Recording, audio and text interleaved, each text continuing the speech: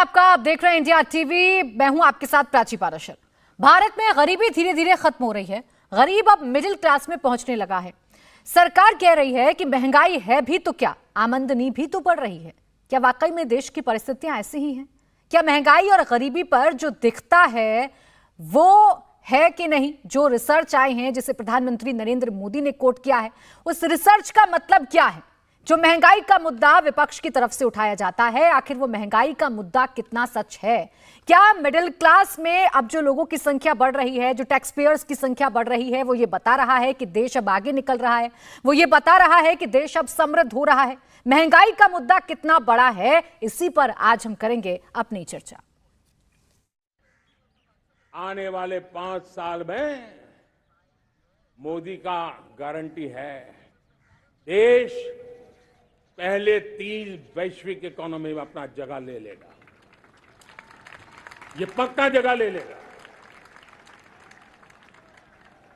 आज जो 13.5 करोड़ गरीबी से बाहर आए हुए लोग हैं, वो एक प्रकार से मध्यम वर्ग की ताकत बन जाते हैं। जब गरीब की खरीद शक्ति बढ़ती है तो मध्यम वर्ग की व्यापार शक्ति बढ़ती है। जब गांव की खरीद शक्ति बढ़ती है तब कस्बे और शहर की आर्थिक व्यवस्था और तेज गति से दौड़ती है।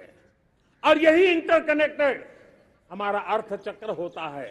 हम उसको बल देकर के आगे चलना चाहते हैं।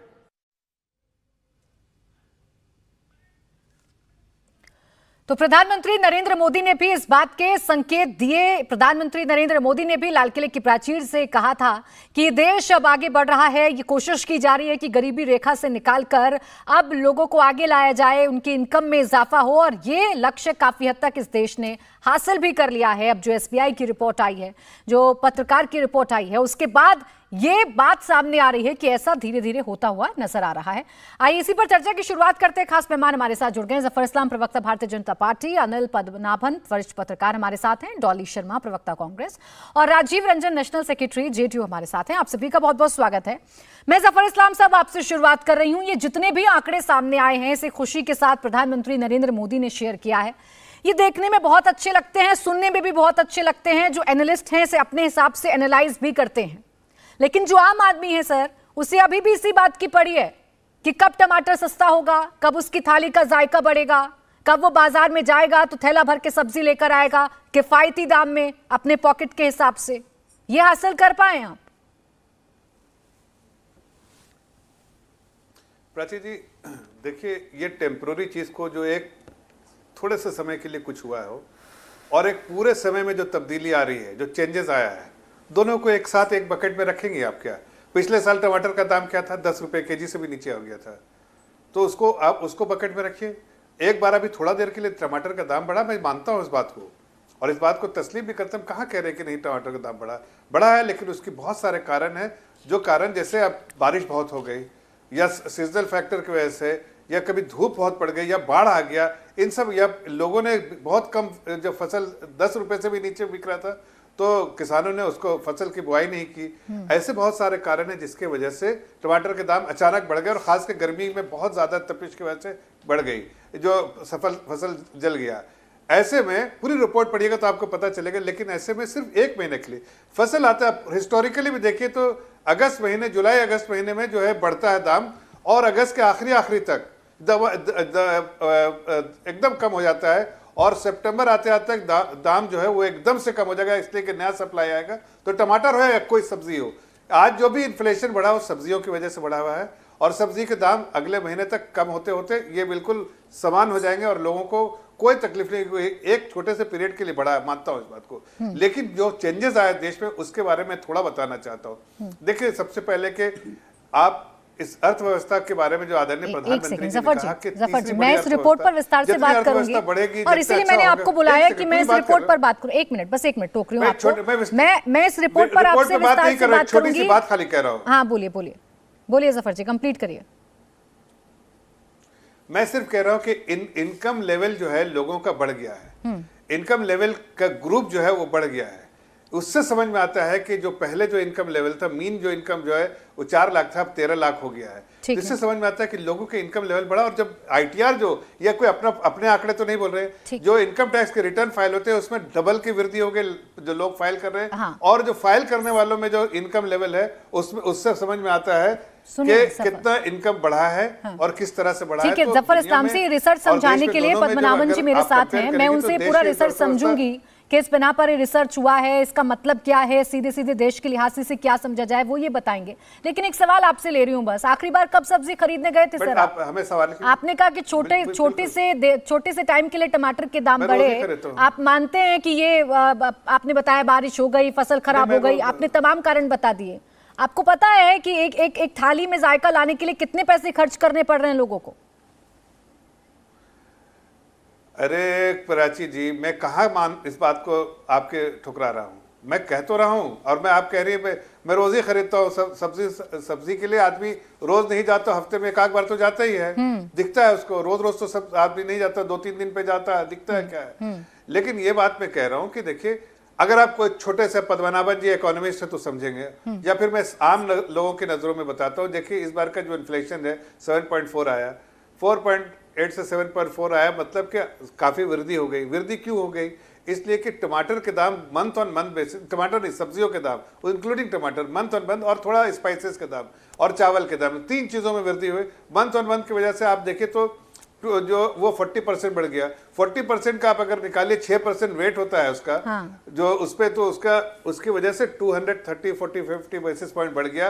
इसलिए उतनी वृद्धि हुई। लेकिन मैं इन कारणों से कहाँ डिनाई कर रही हूँ जफर इस्लाम जी, लेकिन बात ये है ना सर, आप लोगों ने कहा था बहुत महंगाई की बार, आपकी बार मोदी सरकार की बात, तो यही महंगाई तो अभी भी लोगों को मार रही है ना। आपने क्या बदला, ये सवाल है। ये मजबूरी जो आप बता रहे हैं पिछली सरकारें भी बताया करती थी, बट आप लोग करते थे ना इस पर आंदोलन, आप करते थे ना सवाल खड़े। जी कैसी बात है? मैं वही बात कर रही हूँ जो मुझे दिख रही है सर, और जो मैं आम लोगों से सुन रही हूँ। थोड़ा सा तो कर, नहीं एक मिनट नहीं अभी आप आज आपका जो डिबेट आज हो रहा है, यही डिबेट का आप हर साल का हर दिन करती हैं? नहीं करती है ना? या 6 महीना पहले भी आपने यही डिबेट किया था? नहीं किया था ना? उसी से टमाटर का आज का प्राइस 6 महीने पहले यही प्राइस था क्या? आप वो भी तो दिखा ले। 2022 में ऑल टाइम लो था, और मैं आपकी जानकारी के लिए बता रहा हूं, 300 रुपए तक पहुंचे थे, और अभी भी 70-80 रुपए किलो मिल रहा है। ये बहुत छोटा अमाउंट नहीं है, ये भी अफोर्ड नहीं कर पाते हैं काफी लोग। एक परिवार में अगर 5 सदस्य हैं और अगर वो टमाटर खरीदने निकले हैं तो अभी भी उनके लिए मुश्किल हो सकती है। और डिबेट से कहाँ कंपैरिजन कर रहे हैं आप टमाटर का या सब्जी का सर? अब मैं जरा पद्मनाभन जी के पास जा रही हूँ, 1 मिनट रुक जाइए। अरे भाई अब एक मिनट प्राची जी, आप बीच में गलत बात बोल के मत भागिए। गलत बात नहीं बोली सर मैंने, मैं भाग नहीं रही हूँ। मैं कह रहा हूँ कि मैं भाग नहीं रही हूँ, और मैंने कोई गलत बात नहीं बोली। अलग नहीं मैं हाँ नहीं 1 मिनट सुन लीजिए मेरी बात पे सुन लीजिए, उसके बाद आप बोलिए। मैं कह रहा 2 अलग अलग समय में अलग अलग दाम, जैसे आपका डिबेट अलग होता है वैसे समय में दाम भी अलग था। और इसी 2022 में 2 बातें कहूंगा।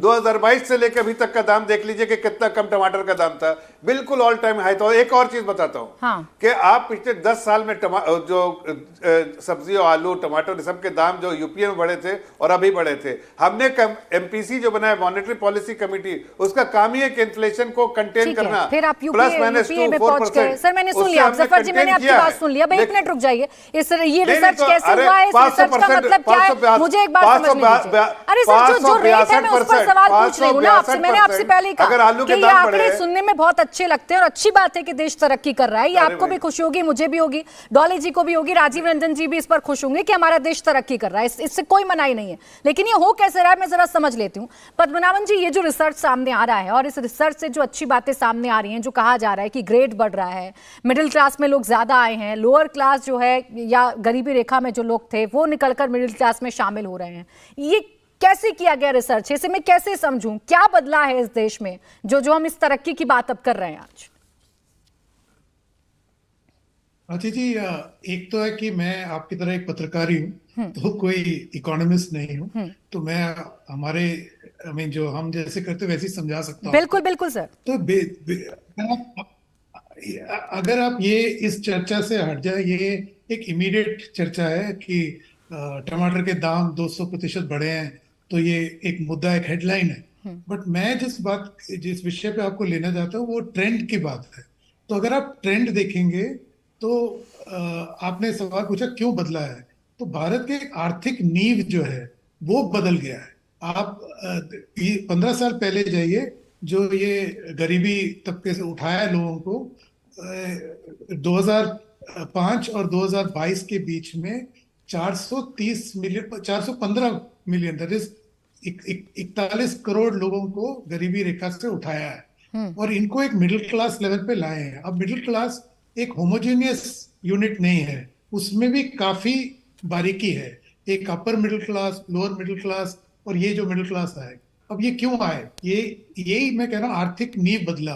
पहले जो था बिजली, पानी, सड़कें, जो बेसिक्स होते हैं मटेरियल नीड्स, वो पब्लिक के पास नहीं था। तो आज अगर कुकिंग गैस देखिए, बिजली देखिए, पीने का पानी काफी बढ़ चुका है, तो ये नॉर्मल सैचुरेशन लेवल पे आ गए। और बैंकिंग जो है, बैंकिंग 2010 में 43 करोड़ लोगों के पास बैंक अकाउंट नहीं थे, आज हैं। और ये बैंक को इंटरनेशनल सेटलमेंट जेनीवा में है, उन्होंने इस पे रिसर्च किया। उन्होंने कहा कि नॉर्मली एक देश को 45 साल लगते हैं ये इतने लोगों को बैंक अकाउंट देने में, बट भारत ने 7 साल में दिया। तो ये कारण जो बदला है, ये हमारा जो फाउंडेशन है, आर्थिक नींव है, वो बदल गया है। उसके कारण, और उसके और भी कारण है, इकोसिस्टम बदल गया है, बट ये बदलते आ रहे हैं, अब एक्सेलरेट हो रहा है। तो तभी आप जो ये चेंज देख रहे हैं इनकम टैक्स स्लैब्स वगैरह में, इसीलिए है। डॉली शर्मा जी, देखिए बड़े बड़े अच्छे तरीके से, बहुत सरल तरीके से पद्मनाभन जी ने समझाया कि ये चेंजेस क्यों हैं। ये जो रिपोर्ट आई है, ये रिपोर्ट तो ये बता रही है ना कि जो बातें हम कहते हैं या जो एक नैरेटिव हम चलाने की कोशिश करते हैं, इससे बिल्कुल इतर एक देश उस दिशा पर बढ़ रहा है जिसकी बात प्रधानमंत्री नरेंद्र मोदी कर रहे थे।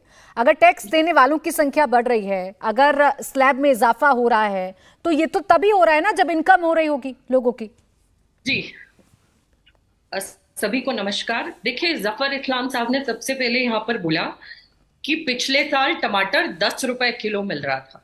तो मैं उनकी नॉलेज अपडेट कर दूं, क्योंकि मैं एक महिला भी हूं और परिवार के लिए हम सब्जी खरीदते हैं। तो कल भी टमाटर 130 रुपए किलो था, मैंने खुद खरीदा।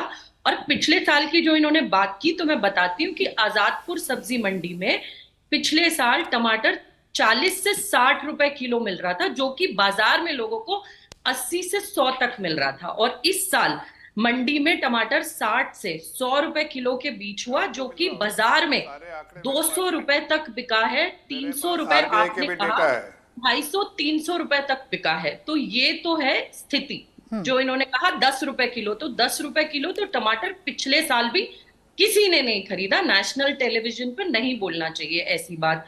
दूसरी बात, जो आपने खरीदा होगा, देश ने नहीं खरीदा भाई। सर, जब आप बोले थे ना, तो मैं बीच में 1 मिनट के लिए भी नहीं बोली। तो प्लीज, अब जब मैं बोल रही हूँ आप मत बोलिए, जब आपकी बारी आएगी आप बोलिए। तो दूसरी बात, जो बैंक अकाउंट की इन्होंने बात कही, बैंक अकाउंट, हाँ, देश की जनता को हमारे प्रधानमंत्री ने कहा था कि खाते खुलवा लीजिए, जनधन खाते, 15-15 लाख सबके खाते में आएंगे। 15-15 लाख सबके खाते में आएंगे, जिससे गृह मंत्री जी ने कह दिया कि ये तो चुनावी जुमला था, जब चुनाव आते हैं तो ऐसे जुमले छोड़े ही जाते हैं। लेकिन 15 लाख किसके खाते में आए, आज पूरा देश समझ चुका है, किसी के खाते में एक इकन्नी पाई नहीं आई। तो देश की जनता को मूर्ख बनवा के ऐसे खाते खोले गए। रही बात इनकम की और बाकी चीजों की, ईएमआई की मैं बात करती हूँ। मैं अब आपको होम लोन, पहले ईएमआई की बात करूंगी, फिर होम लोन की बात करूंगी, क्योंकि मध्यम वर्ग के लिए ईएमआई बड़ी इंपॉर्टेंट होती है, होम लोन भी बड़ा इंपॉर्टेंट होता है। लोग किश्तों पे अपनी हर सारी चीज लेते हैं, आप समझती होंगी भली भांति जी, प्राची जी, इस बात को। ठीक। अब देखिए, यहाँ पर जिस तरीके से ईएमआई बढ़ी वो सबने देखा। ईएमआई का ये हाल है कि लगातार बढ़ रही है, और ईएमआई से आरबीआई ने कहा है कि आगे भी जनता को कोई राहत नहीं मिलने वाली है, आने वाले समय में भी कोई राहत नहीं मिलने वाली है। बिल्कुल डॉली शर्मा जी, आपने जितने भी पॉइंट उठाए, इन पॉइंट को यहाँ पर कोई डिनाई नहीं कर रहा है, लेकिन मैं जो आपसे पूछ रही थी, बस 1 सेकंड में, हाँ, फिर अगली बार में मुझे लास्ट पॉइंट और, हाँ, बोलिए। होम लोन 2021 में के मध्य तक 20 लाख के घर पर 6.7% था, 6.7% हुआ करता था। आज 2023 में मौजूदा स्थिति में 9.5 15%। ठीक है, आप ये जो अंतर बता रही हैं, ये अंतर अभी जो आंकड़ा या जो मैं एसबीआई की रिपोर्ट या जो भी पद्मनाभन जी बता रहे थे, मैं इस लिहाज से आपसे समझना चाह रही हूं कि अगर इनकम टैक्स देने वालों की संख्या बढ़ रही है तो इसका मतलब ये भी तो है ना कि लोगों की इनकम हो रही है। इसका मतलब ये भी तो है ना कि लोगों को गरीबी रेखा से खींचकर अब लोग जो है मिडिल क्लास में भी शामिल हो रहे हैं, मिडिल क्लास की संख्या भी बढ़ रही है। देखिए, एक बार बाजार में निकलकर अगर आप जाएंगे प्राची जी, तो आप ये समझेंगे आम आदमी से आज कि मध्यम वर्ग व्यक्ति की आज ये हालत है जिसका जीएसटी में सबसे ज्यादा कंट्रीब्यूशन है, इनकम नहीं बढ़ रही है उनकी। महंगाई का आप हाल देखिए, पेट्रोल, डीजल, घरेलू रसोई गैस और फल सब्जी के दाम, आटा, दाल, चावल और तेल तक के दाम, जो 60 रुपए लीटर तेल हुआ डॉली जी, ये जो आंकड़े इनकम टैक्स डिपार्टमेंट के हैं, क्योंकि ये कोई मेरे आंकड़े नहीं है, इनकम टैक्स डिपार्टमेंट के जो आंकड़े हैं या फिर जो एसबीआई के जो आंकड़े हैं, ये सब गलत हैं, इन सबको डिनाई कर रही हैं आप, ये सब गलत है, अभी भी इनकम नहीं बढ़ रही है। प्राची जी, मैं ये कह रही हूँ कि आज मध्यम वर्ग जिसको ये कहा था बहुत हुई महंगाई की मार, अब की बार मोदी सरकार 38 रुपए पेट्रोल डीजल की बात हुई थी, सस्ते रसोई गैस की बात हुई थी, वो और बात आप देखिए ना जाने क्या क्या वो बात ठीक है डॉली शर्मा जी। और देखिए, महंगाई को लेकर सवाल सरकार से पूछे जाने चाहिए और उतने ही गंभीर सवाल जफर इस्लाम साहब से पूछे जाएंगे महंगाई को लेकर। मैं सिर्फ इतना जान रही हूँ कि ये जो आईटीआर में इजाफा हो रहा है, ये जो आईटीआर भरने वाले लोगों की संख्या बढ़ रही है, ये कैसे बढ़ रही है फिर आपके लिहाज से, जब इतना सब कुछ खराब है, लोग अभी भी गरीबी रेखा में हैं, इनकम नहीं हो रही है लोगों की, या महंगाई है या लोन लिया जा रहा है, तो फिर आईटीआर लोग कैसे भर रहे हैं? प्राची जी, रामेश्वर की तस्वीर पूरे देश ने देखी है, रोते हुए किसानों की तस्वीर हर कोई देख रहा है, और आज जो मध्यम वर्ग की हालत है वो किसी से छुपी हुई नहीं है। ये मैं और आप भली भांति जानते हैं कि आज जो टमाटर 2-3 किलो खरीदा जाता था वो आज 250 ग्राम आदमी ने खरीदा है। हाँ। तो ये पाव भर टमाटर खरीदने वाला आदमी आज जानता मैं है। इनकम बढ़ने की बात कर रही थी, मैं आईटीआर में पार्टिसिपेट करने वाले लोगों की बात कर रही थी, जिस संख्या में इजाफा हो रहा है। ये अगर बढ़ रहे हैं तो कुछ तो इनकम हो रही होगी। अब लोन लेके तो कोई आईटीआर नहीं भर देगा, या ईएमआई बचा के तो कोई आईटीआर नहीं भर देगा। आईटीआर भरना है तो इनकम हो रही होगी उतनी कि वो स्लैब के अंडर आएगा। खैर, मैं ये बात राजीव रंजन जी आपसे भी समझना चाह रही हूँ। जो बात पद्मनाभन जी समझा रहे हैं वो यहाँ पर खुद बैठे हैं, सरल भाषा में उन्होंने समझाया, और एक रिपोर्ट भी सामने आ गई है जिसमें ये बताया जा रहा है कि कैसे आईटीआर भरने वालों की जो संख्या है वो बढ़ रही है, और ये अच्छे संकेत हैं देश के लिहाज से, तो आप भी मानेंगे। तो जब इतना सब कुछ खराब है तो ये चेंजेस कैसे आ रहे हैं? और ये रिपोर्ट इनकम टैक्स डिपार्टमेंट की है, रिपोर्ट एसबीआई की तरफ से एक आंकलन किया गया है। देखिए, सबसे पहले ऑक्सफैम की रिपोर्ट भी आई है और ऑक्सफैम की रिपोर्ट में संसाधनों के असमान वितरण को लेकर के जो चिंता व्यक्त की गई, जो संपत्ति का वितरण है, आज हिंदुस्तान की आबादी के 5% लोगों के पास 60%, इस देश की कुल जो वेल्थ है उसका 60% 5% लोगों के पास, और 3% केवल उस आमदनी पर हक है, उस संपत्ति पर हक है देश की 50% आबादी। अब उन्हें आप मध्यम वर्ग में लेती हैं या ये आपका विशेषाधिकार है, इसलिए कि मैं शीर्षक में बंद नहीं रहा।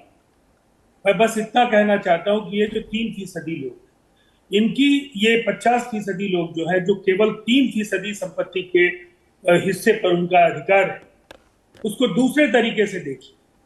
जो पर कैपिटा इनकम की जो वर्ल्ड रैंकिंग, उस रैंकिंग में भारत 142वें नंबर।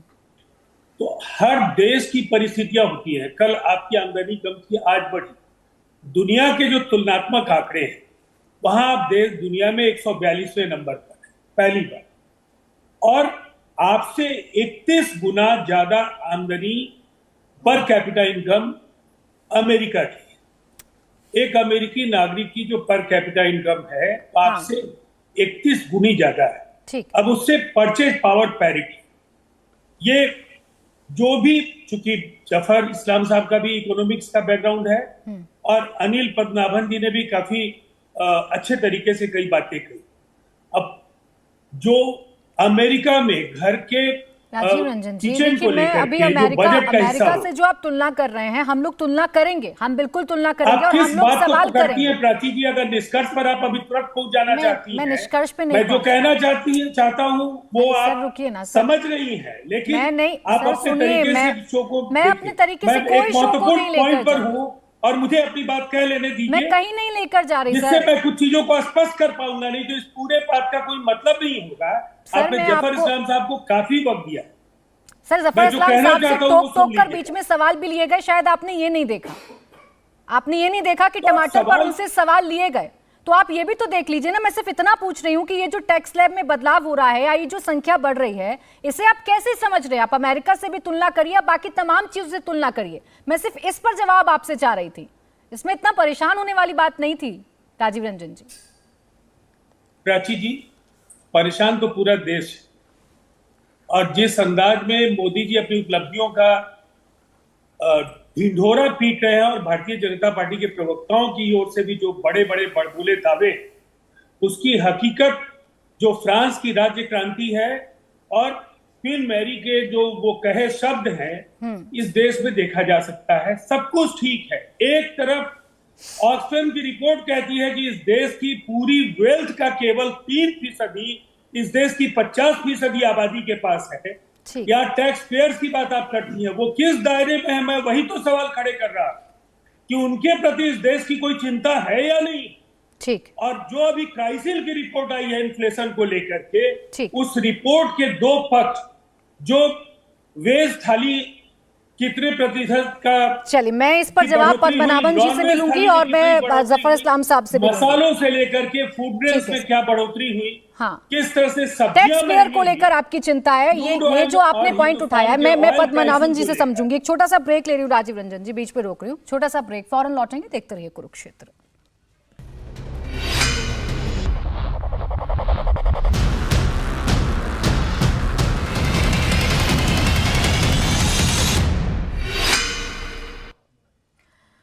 ब्रेक के बाद स्वागत है, आप देख रहे हैं कुरुक्षेत्र। जफर इस्लाम साहब, आप समझाइए कि ये जो रिपोर्ट आई है, ये टैक्स पेयर के लिहाज से कैसे आपको लग रहा है कि ये देश को एक तरक्की की तरफ लेकर जा रही है या इजाफा हो रहा है टैक्स पेयर्स में, टैक्स देने वाले लोगों में, तो ये अच्छे संकेत हैं? देखिए, पहली बात तो जो टैक्स पेयर्स है वो 3.5 करोड़ से बढ़ के अब 7 करोड़ तक के हो गए, 7 से भी ज़्यादा करोड़ हो गए टैक्स पेयर्स। पहले जो इनकम लेवल जो होता है, मीन इनकम लेवल जो है वो 4 लाख होता था, अब 13 लाख है। यह अपने आप में दर्शाता है कि इनकम लेवल लोगों का बढ़ा है। दूसरी बात है कि आपके टैक्स में 84% ऐसे लोग होते थे जिसकी 5 लाख इनकम होती थी जब वो फाइल करते थे। अब जो है वो घट के 64% हो गया। उससे समझ में आता है कि लोगों का आमदनी जो है वो बढ़ी है। आमदनी बढ़ने वाले में देखिए 3.8% जो पॉपुलेशन देश की, उनकी जो है इनकम 10 लाख से 20 लाख हो गई है।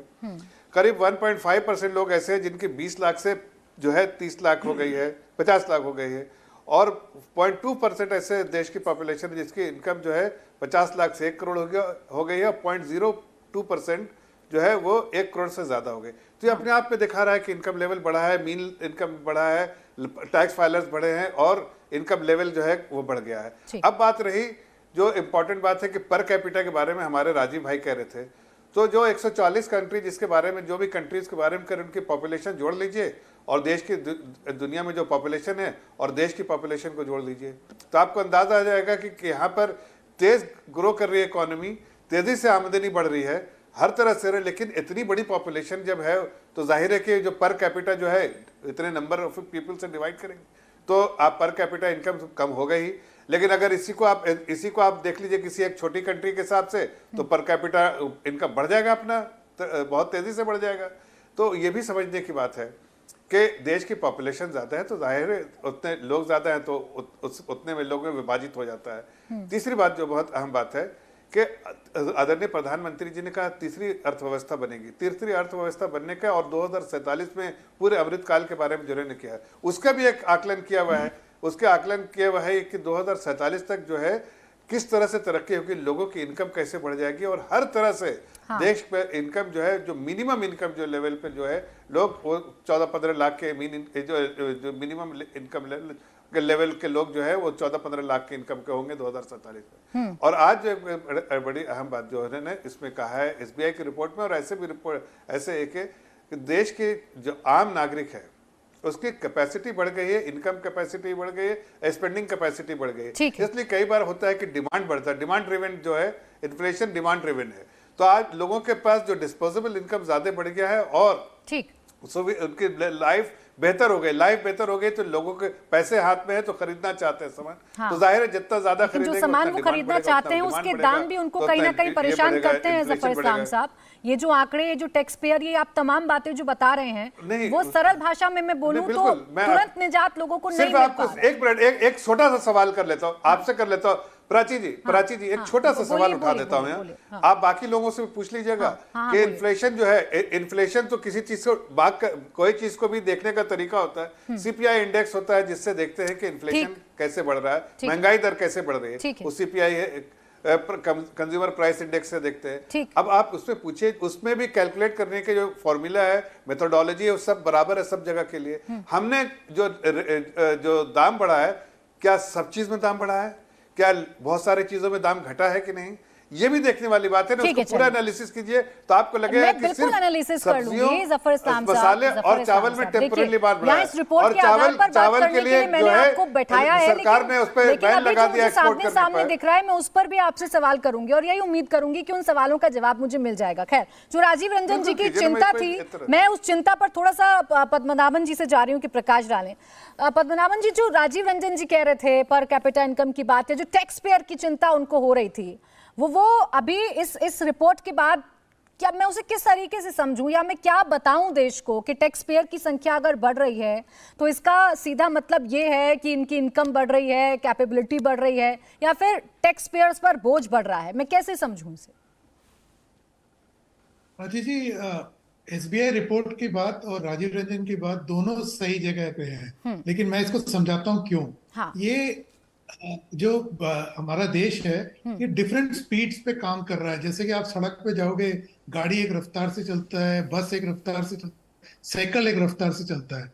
इसी लेवल पे ये एक एनालिसिस है उनका, उन्होंने भारत को 3 वर्गों में बांटा है। तो इंडिया 1 है जिसका पर कैपिटा इनकम है $12,000 और उसकी आबादी है 12 करोड़। और फिर है इंडिया 2 जो है जिसकी आबादी है 10 करोड़ और उनका पर कैपिटा इनकम है $3,000। और फिर इंडिया 3 है जिसमें ज्यादातर लोग आते हैं, 120 करोड़ की आबादी है और उनका पर कैपिटा इनकम 1,500 है। अब देश का अब जो राजीव रंजन कह रहे हैं ना इनइक्वालिटी की बात, ये इनइक्वालिटी जो डिफरेंट स्पीड्स पे है। दूसरी बात जो जफर जी और बाकी ये एसबीआई रिपोर्ट वगैरह कह रहे हैं कि पर कैपिटा इनकम तो बड़ा है नेशनली। आप पिछले 5 साल में देख लीजिए, 1,500 पर कैपिटा इनकम डॉलर था देश का, अभी $2,500 बन गया है। तो बड़ा तो है, लेकिन उसके नीचे जो है 3 वर्ग है। अब जो डिबेट है, सही कह रहे हैं कि इनइक्वालिटी बढ़ा है, लेकिन पहले जो इनइक्वालिटी बढ़ता था कि नीचे वाले वर्गों का इनकम ग्रो ही नहीं करता था, सिर्फ ऊपर वाले अमीर लोग और अमीर होते थे। अब अमीर लोग अमीर हो रहे हैं, लेकिन गरीब लोग मिडिल क्लास में आ रहे हैं, मिडिल क्लास और ट्रेड अप कर रहे हैं, लेकिन वो गैप जरूर है। वो तो मैं दोनों की बात सही है, लेकिन आपके व्यूअर को ये समझ आएगा। तो ये आपके जो डिबेट है। डॉली शर्मा जी, जो पहले गैप था वो गैप कहीं ना कहीं कम हो रहा है। मिडिल क्लास में जो गरीब लोग थे वो मिडिल क्लास में भी आ रहे हैं। ऐसा नहीं है कि अमीर बहुत अमीर हो रहा है और गरीब बहुत गरीब हो रहा है। ये एक बदलाव आया है और इसी को लेकर जफर इस्लाम साहब और उनकी पूरी की पूरी पार्टी, सरकार पीठ थपथपाती है कि हम करके दिखा रहे हैं। जी, अदम गोंडवी जी का एक शेर है जो मैं पढ़ के सुनाना चाहूंगी कि तुम्हारी फाइलों में गांव का मौसम गुलाबी है, मगर ये आंकड़े झूठे हैं। और ये सब किताबी है। और मैं आपको ये एक एग्जाम्पल के साथ, क्योंकि एक न्यूज है जो मैं आपको पढ़ के बताऊंगी कि हाँ, ये ठीक है कि लोग टैक्स ज्यादा फाइल कर रहे हैं, लेकिन ये मैं पढ़कर आपको यहां बता रही हूं, more Indians filing tax returns but only 1 to 2% of population pays income tax, shows government data. और इसमें data presented in parliament shows income tax compliance is increasing due to government making better use of GST data and TDS mechanism, but bulk of tax filers have zero tax incidents. ठीक। Zero tax incidents, ज्यादातर लोग zero tax incidents. आप ये समझिए कि लोग जो है उनका जीरो टैक्स इंसिडेंट्स, यहां समझ लीजिए कि ठीक है लोग ज्यादा फाइल कर रहे हैं, मतलब आपको आंकड़े दीजिए ना कि रिटर्न जीरो। मैं ये 4% से 64% आ गया। पढ़ रही हूँ यहाँ पे, ये मेरा नहीं है, जो आप आंकड़े दीजिए ना आंकड़ा। तो पता नहीं भाई उसी आंकड़े को बोल रहे हैं। 84% लोग, पहले 16% लोग टैक्स देते थे, अभी 36% लोग टैक्स दे रहे हैं। अमीर व्यक्ति और अमीर हो रहा है। जीएसटी में जो मध्यम वर्ग की ज्यादा दे रहा है, हाँ। और जिनकी ज्यादा है उनका टैक्स देख लीजिए 3% कॉन्ट्रीब्यूशन। अच्छा डॉली शर्मा जी, ये तो आप मानेंगे कि महंगाई की जो वजह है वो सरकार है, सरकार के हाथ में महंगाई को कंट्रोल करना, ये आप मानेंगी?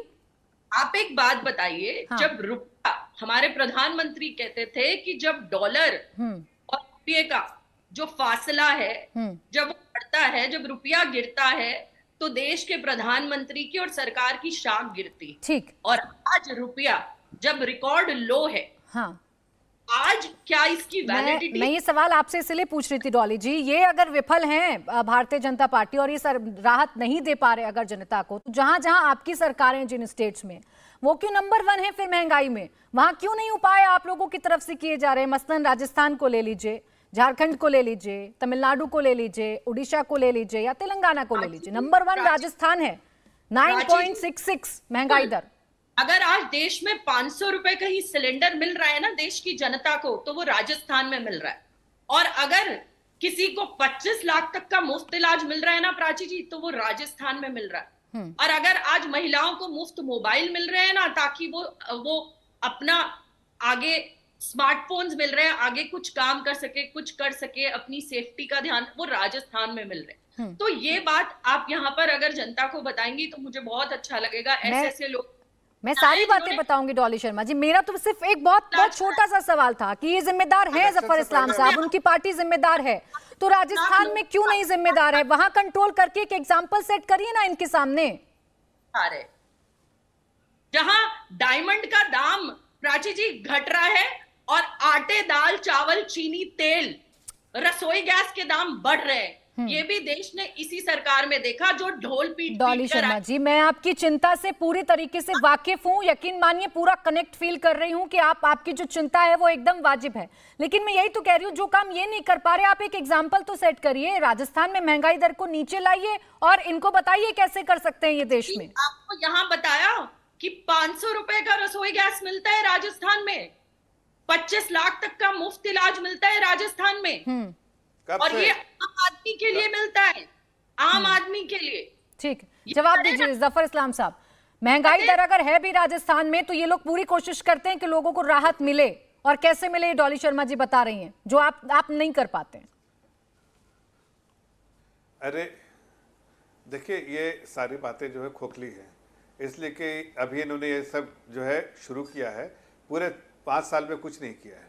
हकीकत तो है कि प्रदेश की जनता और देश की जनता जानती है कि हमने जो इनिशिएटिव लिए हैं वो घर घर तक पहुंचाने का काम किया है। सारे स्कीम्स के वेलफेयर स्कीम जो है वो टारगेटेड ही है, जो marginalize section of the society का। आदरणीय प्रधानमंत्री जी ने शुरू से कहा है कि जो भी पॉलिसी डिसीजन होगा, जो भी वेलफेयर स्कीम होगा, उसका एक खास मकसद होगा कि एक आम नागरिक का उसमें पहला फायदा होना चाहिए, benefit should go to them. तो हमने उसको ध्यान में रखते हुए किया है। इसलिए आम नागरिक जो है आज वो खुश है, खुश कौन नहीं है, और उसका कॉन्फिडेंस और पूरा एतमाद जो भी है वो आदरणीय प्रधानमंत्री जी की लीडरशिप पे है। लेकिन किसको तकलीफ हो रही है? वो तकलीफ सिर्फ और सिर्फ जो पॉलिटिकल पार्टीज हैं, जिनकी जमीन खिसक चुकी है, जो आज जानते हैं कि उनको पॉलिटिकल रेलेवेंस कम हो गया है, वो समझते हैं कि उनके लीडर्स को की जो पॉपुलैरिटी है कहीं ना कहीं खत्म हो चुकी है। इस देश में महंगाई कम हो जाएगी जफर इस्लाम साहब, खुशहाली आ जाएगी, तो किसको दिक्कत होगी? सर किसको दिक्कत होगी? हम बाहर जाएं और आराम से सब्जी खरीद के लिए आए, हमारे घर में सारी सब्जियां हो, तो सबको खुशी होगी। इस पे किसको दुख होगा? आप ये सवाल कर रहे हैं। आम नागरिक से पूछिएगा ना तो उसको ही पता है कि बोलिए नहीं, बोलिए। मैं कह तो रहा हूँ कि आम नागरिक को पता है कि टेम्पोररी अगर बढ़ गया है किसी कारण से, सीजनल फैक्टर से या किसी और कारण से, तो ये कम भी हो जाएगा। ये सरकार उसकी तरफ से कहाँ पूरी डिनाई तरह कर से रही हूँ, मैं फिर मेहनत कह रही करके हूँ ना कम कि भी ले सर फिर आएगी, इतना ताकि आपको उसको- गुंजाइश और रखनी चाहिए उसको थी ना। मैं आप पहली पिछली और सरकार भी में बहुत राहत आप यूपीए की पहुंचाएगी। बात अभी भी अब देखिए, गिनाते हैं ना, आप कंपैरिजन करते देखिए, हैं एक ना, छोटी तो सी तब मिसाल भी तो देते कोई हैं। कारण रहे होंगे ना। एक अभी छोटी मैं सी बात- एक सेकंड रुक जाइए सर। एक राजीव छोटी सी रंजन बात जी, क्या बता कोई रहा हूं। जैसे अभी एक जफर छोटी सी इस्लाम बात जी कह बता रहे हैं, रहा एक मिनट जफर जी, जफर इस्लाम जी कह रहे हैं कि देश खुशहाल है और ये चुभ रहा है विपक्ष को, इसलिए राजनीति करनी है हर मसले पर।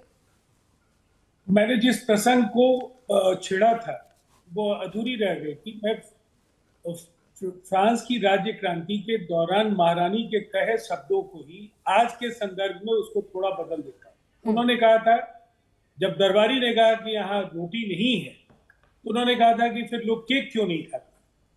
तो अब जफर साहब का जो ये गुलाबी गुलाबी जो इनका अंदाज है, और इस देश में सब कुछ गुलाबी दिखता है, 50% लोगों की कितनी चिंता है वो तो खैर पूरे देश को पता है। लेकिन मैं कहूंगा कि अब सब्जियां नहीं खाएं, आप आंकड़े खाएं। आप आरबीआई के आंकड़े खाएं, आप प्रधानमंत्री जी के भाषण में जो आंकड़े हैं, भारतीय जनता पार्टी के प्रवक्ताओं के द्वारा जो दिए जा रहे हैं आंकड़े, उनको अब थाल में परोसिए, वेज थाली हो या नॉन वेज थाली, इन आंकड़ों का चटकारा लेकर के स्वाद लीजिए। पहली बात। दूसरी बात, अभी मैं पद्मावन जी को सुन रहा था, उन्होंने हिंदुस्तान को जिन 3 हिस्सों में बांटा, दरअसल ये बहुत पहले से लोअर क्लास, मिडिल क्लास और जो हायर इनकम ग्रुप के लोग हैं, इसके बीच कई छोटे छोटे सब ग्रुप्स बने थे, लेकिन उन्होंने 3 हिस्से में बांटा। देखिए, सबसे नीचे के जो ये जिनका इस देश की संपत्ति में केवल 3% पर अधिकार है, उन 50% लोगों के जीवन में बदलाव नहीं आ रहा है, सिवाय इसके कि उन्हें रोजगार देने के बजाय 5 किलो अनाज दे दिया जाता है। उनको पूरी तरह से अगर आप रोजगार देते, वहां ग्रामीण क्षेत्रों में रोजगार बढ़ते, शहरी क्षेत्रों में रोजगार बढ़ते, आमदनी बढ़ती, तो आमदनी बढ़ेगी। ये सब एक दूसरे से जुड़े आंकड़े, ठीक है। तो निसंदेह उससे प्रति व्यक्ति आय की तालिका में भी उनकी हैसियत बदलती। और ये कितना, ये ऐसा तर्क है कि भारत 5वीं अर्थशक्ति है, चूंकि भारत विशाल है, भारत की आबादी बहुत बड़ी है, ये तो बहुत ही सामान्य ज्ञान है कि जो टोटल वेल्थ है उसको आप डिवाइड करेंगे इंडिया की पूरी आबादी के साथ, ठीक है। तो आपके विकास का सर्वांगीण लाभ तब होगा जब आप केवल औद्योगिक घरानों की चिंता करने के बजाय, ठीक है राजीव रंजन जी, जो आंकड़ों दूसरे तबके आपने में बैठे आपने एक लोग हैं, लाइन कही उनकी कि आंकड़े चिंता अब करना भी इस शुरू देश कीजिए, के जिनके जनता को खाने चाहिए, बैंकों इसका के जवाब कर्ज जफर आप इस्लाम write साहब off कर रहे दें। हैं, लेकिन सर जिन्हें आंकड़ों की बात उदार करेंगे शर्तों पर तो ऋण यूपीए दे रहे हैं। सरकार में 9% थी महंगाई, अभी है 7.4%। मैंने तो कहा आंकड़े खाना है, लोग आंकड़े खाएंगे, लोग आंकड़े ही पचाएंगे।